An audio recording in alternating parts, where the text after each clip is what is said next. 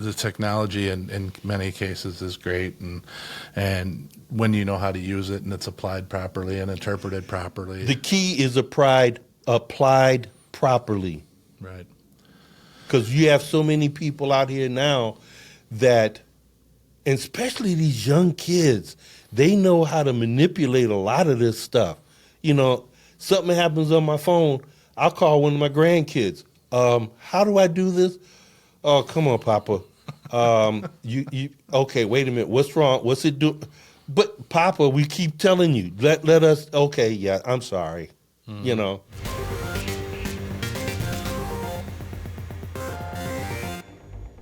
Brought to you by Defense Forensic, where we find the truth in data. Hello and welcome to Digital Forensics Redefined podcast. This week I sat down with retired Special Agent Greg Phillips from the Wisconsin Department of Justice, Division of Criminal Investigation. So we talked a little bit about, you know, some of the technology, and we talked about some of the analysts, the Department of Justice analysts, and some of the PDs had analysts at that time, and things like that would help us with these large-scale investigations that we seem to find ourselves getting into quite a bit within the drug world mostly. Yeah. But, you know, looking back on where we were then, and, you know, when you started and when I started in law enforcement and how things progressed, and now, you know, through when you retired and now through today, how quickly things evolve. I mean, we were talking while we had some free time about, you know, a lot of the media stuff that we used. You were using DVDs. Right. Yeah, as opposed to the thumb drives now, and even the hard drives that, you know, that are out now that, I mean, they're just basically plug and play pretty much. Yeah. Well, even that is kind of came and gone. You know, not a lot of people nowadays with all the threats and stuff want to plug thumb drives and things like that into their computers because of viruses and different things. Right. Yeah. And now with the advent of the cloud servers, that's a big thing now too. That's really coming into its own. And you know, I watch a lot of it. One of the things that I have is my own business where I use the cloud to store things that I don't necessarily want to always keep on my computer, because that would take up a lot of space on my personal computer. But even I'm thinking about the cases we worked. We had analysts assigned, and right. They would keep track of, you know, like booking photos of targets, you know, the background, right. how their relationship with other, you know, defendants or different people that were involved in this, and they would print these big charts. And I remember you guys had like these fancy printers that right. nobody else had, and everybody just loved the fact that you could get a hold of somebody at your department and have these org charts, organization charts and things. And I remember you and some of the analysts coming up at different times during these cases with a big rolled up piece of paper, like off a monster printer. Yeah, yeah. We'd tape these things on the wall, and then, you know, we'd have to do them like every week or two or whatever it was, because we'd add people or we'd come up with new information that we wanted added on. So you'd come up and we'd have like our original one, and then now we'd have the updated one, and it'd be a big printed out. And it would get bigger and bigger, and you know, and that kind of thing. And it was rather interesting to be able to track how these things went, you know. But now, with the advent of all the stuff that Defense Forensics is doing, you can do things in a shorter amount of time. Well, I think if we had the abilities that we do now back then, you know, we would store this org chart Yeah. in a cloud-based thing, so any one of us could log in with the right credentials and look at the same thing real time. We could add to it or modify it how we want, and instead of having to drive from Madison to Sparta with the latest organization chart. Well, and see, that would have saved if we had had things like that back then. You find out something, you didn't necessarily have to call me and say, hey, add this or take this off or whatever. You could have actually, like you said, with the right credentials, get in and add or subtract or make some significant changes without having to have the analysts all involved all the time. Sure. And then, the cell phone technology, just the difference. I remember in the early days, when we finally got Blackberries with the little ball thing on there. Yeah. And that was the coolest thing ever, because now we didn't have to have the flip phone that we'd constantly break, and you had to hit 6 times to get a capital A. And, yeah. So, and pagers. Oh. There was a time when every one of us was issued a pager, and and you'd get these, then they come up with the pager groups, so you could call one number and page 10 of us. Yeah, a team. Yeah, the whole team, and that was crazy because you couldn't put messages unless you had a cell phone, and back then it was usually the bag phone. And we sit and kind of reminisce and talk about back then and stuff. Well, we're really only talking 17, 15, years. 12 years ago. Yeah. So all that stuff has transpired since then. And I remember, being in, it must have been, I'd say mid 80s, late 80s when, the bag phones and the cars and stuff first came out. And so all this stuff to where we're at now has literally been, in the last 30 years. It's right. So like nothing happened, it seemed like, for, 2,000 years. And then all of a sudden in the last 30 years, we do things that we didn't even imagine. Yeah, that was possible. And, I used to think, man, this stuff is so cool.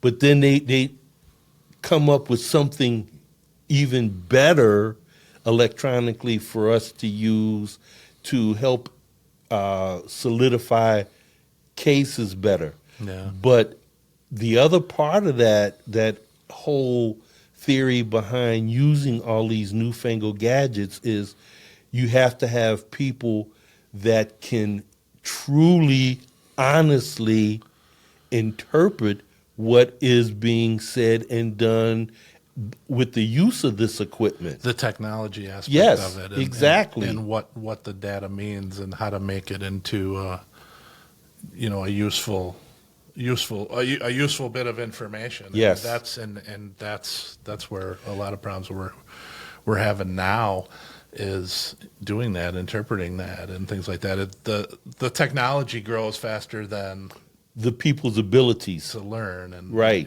exactly. And it's sad because in this day and time, with all the modern technology that's out there, and even the stuff that's coming, if you don't take the time to sit down and really learn it and put it actually into practice, you can really destroy people, with this modern technology. Yeah, and it's in the criminal justice system. That's a huge factor. Yeah, it is. The data you get from some of these devices and these phones, and if you don't know what you're doing, with GPS stuff in them nowadays and things like that, that stuff can be misinterpreted and things like that. So that's huge.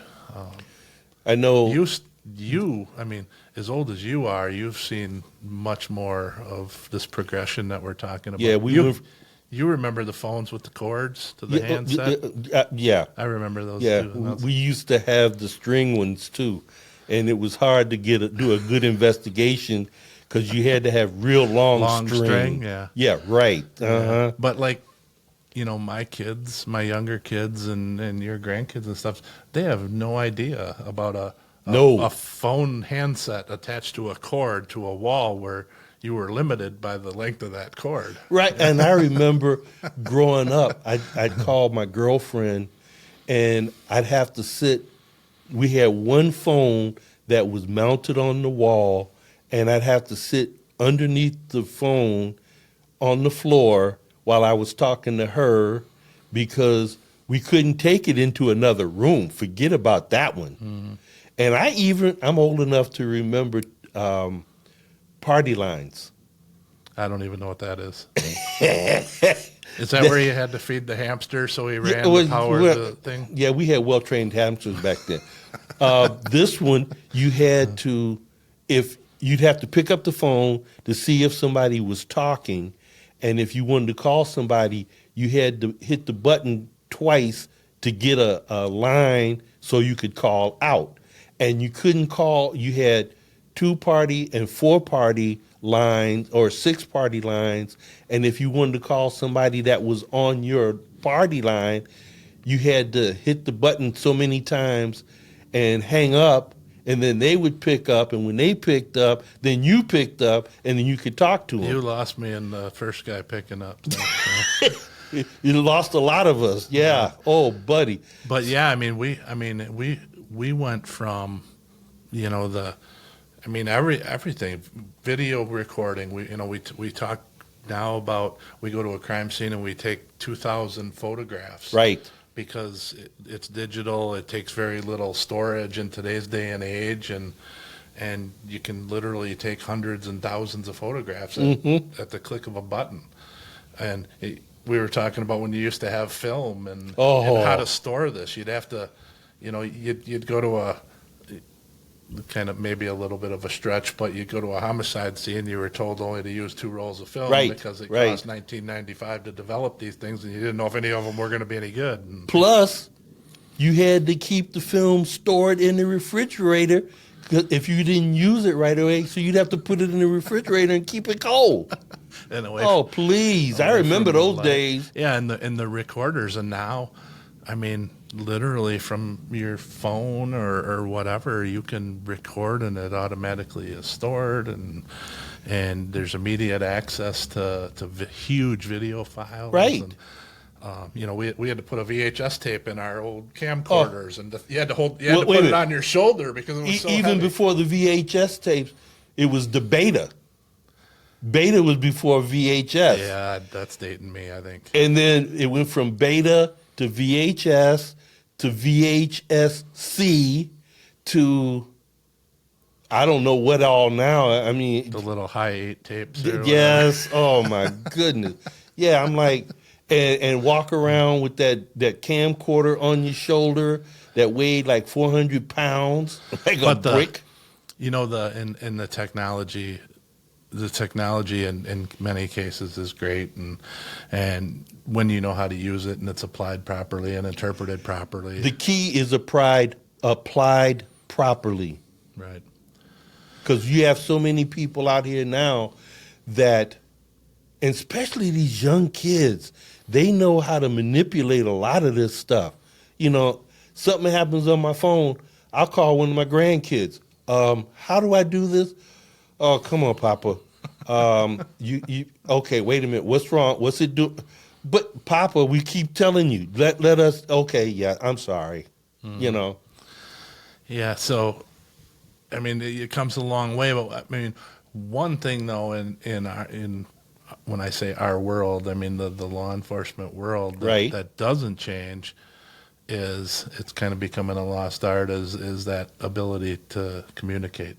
Right. The face-to-face, the interview and the interrogation techniques that worked historically and still are effective to this day if you're proficient at it. And that's seems to be a lost art with the technology maybe is drowning some of those skills out. Right, it is. Thanks for watching this episode of Digital Forensics Redefined, featuring retired Special Agent Greg Phillips. Thanks for watching our podcast this week, brought to you by Defense Forensic. where we find the truth in data. And before you go, please make sure to click that subscribe button and post any comments you may have about this week's episode below. Also, check out our website at defenseforensic.com for more information on services for individuals and organizations that require expert analysis of digital evidence. And once again, join us right here on YouTube for future episodes.